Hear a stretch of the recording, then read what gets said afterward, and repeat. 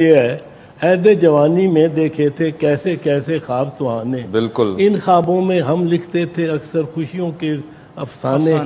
एक नई दुनिया की कहानी, एक नई दुनिया के तराने, ऐसी दुनिया जिसमें कोई दुख न झेले, फूक न जाने। एक तरफ थी जनता सारी, एक तरफ थे चंद घराने, एक तरफ थे भूखे नंगे, एक तरफ कारों के खजाने, एक तरफ थी तीस। एक नई दुनिया की कहानी, एक नई दुनिया के तराने, ऐसी दुनिया जिसमें कोई दुख न झेले, फूक न जाने।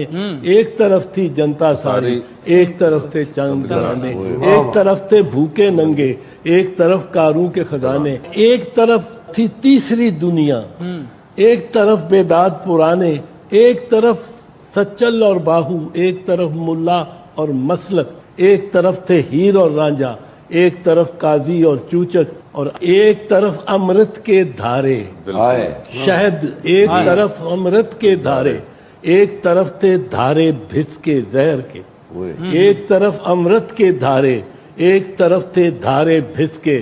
सारी दुनिया पूछ रही थी, बोलो अब तुम साथ हो किसके। Please subscribe my channel and press the bell icon.